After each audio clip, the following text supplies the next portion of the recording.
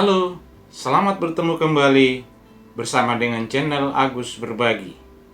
Kesempatan ini kita akan kembali melanjutkan pembelajaran kita hari ini, dan yang kita akan bahas hari ini adalah pola-pola interaksi di dalam ekosistem. Bagaimana pola interaksi di dalam ekosistem, dalam suatu ekosistem, bagaimana pola hubungan dalam kerjasama, dalam suatu komunitas, dalam suatu habitat, komponen-komponen ekosistem ini melakukan pola-pola kerjasama dalam ekosistem. Mari kita sama-sama melihat bagaimana pola-pola interaksi dalam suatu ekosistem. Pola-pola interaksi dalam ekosistem. Ada beberapa jenis pola interaksi yang kita akan lihat dalam pembahasan ini. Tapi sebelum masuk dalam pola interaksi, dalam pola interaksi ini ada satu istilah yang selalu digunakan adalah simbiosis. Simbiosis ini diartikan sebagai hidup bersama beberapa individu, satu atau lebih individu dalam suatu ekosistem, dan menempati suatu tempat dan hidup bersama pada suatu tempat disebut simbiosis. Nah, ini makhluk hidup yang berinteraksi ini dalam ekosistem biasa disebut dengan simbion. Ya, hubungannya simbion ini namanya simbiosis. Makhluk hidup yang berhubungan atau berinteraksi dalam ekosistem namanya simbion. Pola-pola interaksi yang kita akan lihat, jenis pola yang pertama yang kita akan lihat adalah netralisme, dari kata netral. Apa yang dimaksud dengan ini? Netralisme merupakan hubungan yang tidak saling memengaruhi antara makhluk hidup yang hidup bersama, meskipun organisme atau makhluk hidup itu pada habitat yang sama. Jadi lebih dari satu makhluk hidup menempati tempat yang sama, tetapi hubungan yang tidak saling memengaruhi antara kedua makhluk hidup itu dalam satu tempat tidak saling memengaruhi. Ini yang disebut dengan pola interaksi netralisme. Nah, contoh kambing dan kodok dalam suatu habitat, misalnya di lapangan rumput, sama-sama hidup, sama-sama berada di lapangan rumput, tetapi antara kambing dan kodok yang ada di situ itu tidak saling memengaruhi. Kambing makan rumput pada siang hari, kodok makan serangga pada malam hari. Jadi dalam hubungan ini mereka sama-sama berada pada satu habitat, tetapi tidak saling memengaruhi. Itu yang disebut dengan netralisme. Pola interaksi yang kedua yang kita akan lihat adalah kompetisi. Kompetisi adalah merupakan bentuk interaksi antar individu sejenis atau antar populasi di mana individu atau populasi tersebut bersaing mendapatkan sarana untuk tumbuh dan berkembang. Ini namanya kompetisi. Nah, biasanya terjadi kompetisi ini kalau dua makhluk hidup atau dua populasi itu membutuhkan hal yang sama. Itu akan terjadi kompetisi. Misalnya, makanan yang mereka makan sama. Maka dalam ekosistem, pola interaksinya itu akan membentuk pola interaksi yang disebut dengan kompetisi. Nah, antara kedua contoh yang saya tayangkan di gambar ini, domba, kemudian ini kelinci, sama-sama membutuhkan rumput. Ini juga domba membutuhkan rumput, maka dalam pola interaksinya ini akan berkompetisi memperoleh makanannya, dalam hal ini rumput. Hubungan ini atau pola interaksi ini disebut dengan kompetisi. Jenis interaksi yang berikutnya yang kita akan lihat adalah predasi. Predasi merupakan interaksi atau hubungan antara pemangsa dan mangsanya. Pemangsa biasa disebut juga predator adalah hewan memangsa atau memakan. Kelompok hewan yang memangsa atau memakan. Istilah lain dari pemangsa biasa disebut dengan predator. Sedangkan mangsanya biasa disebut dengan prey, adalah hewan yang dimangsa atau dimakan. Nah, hubungan antara pemangsa dan mangsanya itu disebut pola interaksi predasi. Ya, di dalamnya ada predator dan di dalamnya ada prey. Nah, contoh yang saya tayangkan ini ular dan tikus.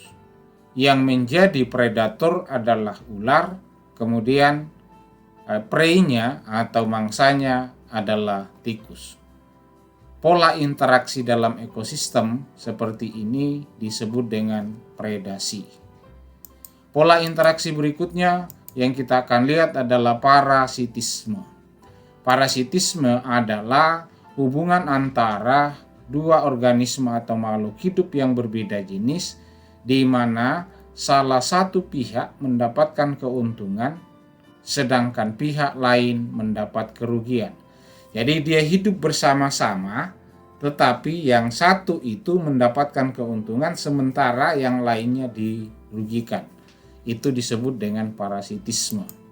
Nah, contoh tumbuhan yang ada di sini, yang kuning ini biasa jenis tumbuhan tali putri. Tumbuhan tali putri ini memang aneh karena ketika baru tumbuh dia memang masih dari dalam tanah, tapi begitu mendapatkan tumbuhan inang, tempat hidupnya itu, maka hubungan dengan tanah, batangnya yang dari tanah tadi tertanam dalam tanah itu akan putus. Dan 100% tali putri ini akan tergantung pada tempat hidupnya atau inangnya. Nah, ini salah satu contoh parasitisme. Contoh lain misalnya benalu dengan pohon. Nah, dalam istilah ini, tempat tumbuhan yang ditempati oleh tumbuhan yang merugikan, ya, tumbuhan yang ditempati oleh tumbuhan yang merugikan biasa disebut dengan inangnya. Jadi dalam gambar ini, tali putri ini adalah memperoleh keuntungan dari tumbuhan yang ditempati ini karena proses fotosintesis dilakukan ini, makanan yang dihasilkan oleh tumbuhan inangnya ini dimanfaatkan habis-habisan oleh tali putri ini. Nah, ini adalah pola interaksi parasitisme. Pada benalu juga dan pohon lain atau pohon mangga itu adalah pola parasitisme. Hubungan interaksi pola parasitisme. Pihak yang diuntungkan biasa disebut dengan parasit, ya, dan yang dirugikan biasa yang disebut dengan inang. Jadi ini yang saya sebutkan tadi. Gambar ini, ya, parasitnya adalah tali putri, inangnya adalah tumbuhan sirsak. Berikut pola interaksi yang kelima, kita lihat mutualisme. Hidup bersama atau interaksi antara makhluk hidup, antara kedua makhluk hidup, di mana dalam interaksinya ini, pola interaksinya ini sama-sama menguntungkan. Interaksi ini saling menguntungkan kedua belah pihak, disebut mutualisme.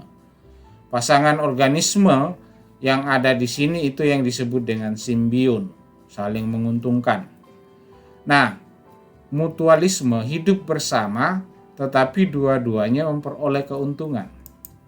Nah, kalau saya gambarkan ini antara lebah dengan bunga.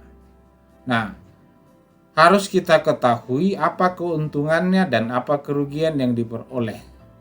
Dalam mutualisme ini yang saya gambarkan lebah dan bunga, lebah ini memperoleh keuntungan karena dia mengisap madu dari bunga, sementara bunga ini juga memperoleh keuntungan karena dalam proses penyerbukan dibantu oleh serangga atau lebah ini. Jadi dua-duanya untung, sehingga pola interaksi ini disebut dengan mutualisme.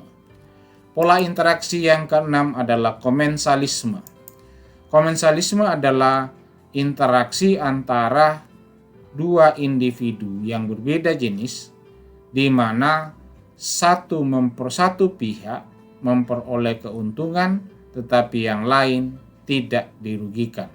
Interaksi ini hanya menguntungkan satu pihak, sedangkan pihak yang lain tidak diuntungkan maupun dirugikan. Itu adalah pola interaksi komensalisme. Nah, ada contoh yang saya berikan, hiu dengan remora, ikan hiu dengan remora.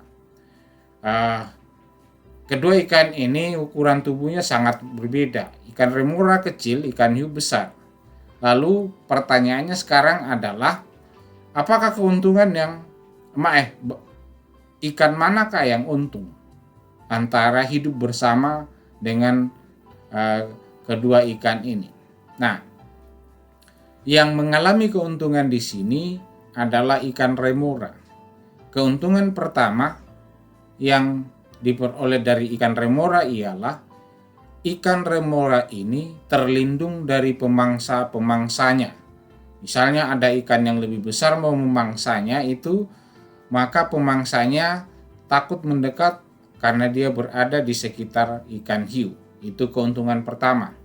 Keuntungan kedua adalah ikan remora ini selalu mendapatkan sisa-sisa makanan dari ikan hiu. Jadi ketika ikan hiu memangsa mangsanya, maka ada bagian yang terlepas dan itu dimanfaatkan oleh ikan remora ini, sehingga dia memperoleh makanan dari sisa-sisa makanan ikan hiu.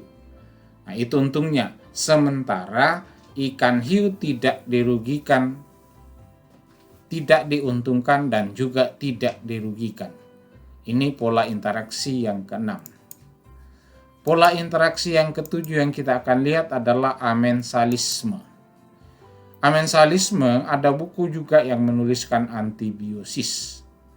Adalah interaksi organisme di mana salah satu organisme menghambat pertumbuhan organisme lain.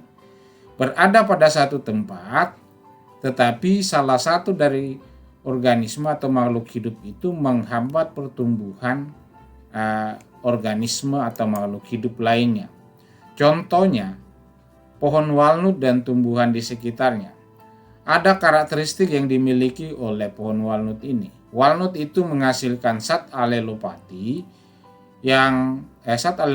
dan menyebarkannya ke ekosistem padang rumput. Akibatnya adalah tumbuhan di sekitarnya tidak dapat hidup. Jadi di mana dia tumbuhan ini, itu tumbuhan lain tidak bisa tumbuh di situ karena dia menghasilkan zat alelopati yang menyebabkan tumbuhan itu mati. Nah, kalau kita gambarkan seperti ini, nah ini kan kering, sudah mulai kering yang daerah sekitarnya.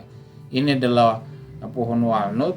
Nah, alelopati ketika dihasilkan, maka daerah sekitarnya ini tidak bisa ditumbuhi oleh tumbuhan yang lain termasuk rumput-rumputan. Bentuk atau pola interaksi ini disebut amensalisme atau antibiosis. Demikian tadi pembahasan kita tentang pola-pola interaksi dalam ekosistem. Ada 7 pola yang telah kita pelajari antara makhluk hidup di dalam ekosistem, membentuk pola hubungan bersama, kerjasama bersama, dan ketujuh pola itu telah jelas dibahas tadi. Sampai bertemu kembali bersama dengan channel Agus Berbagi.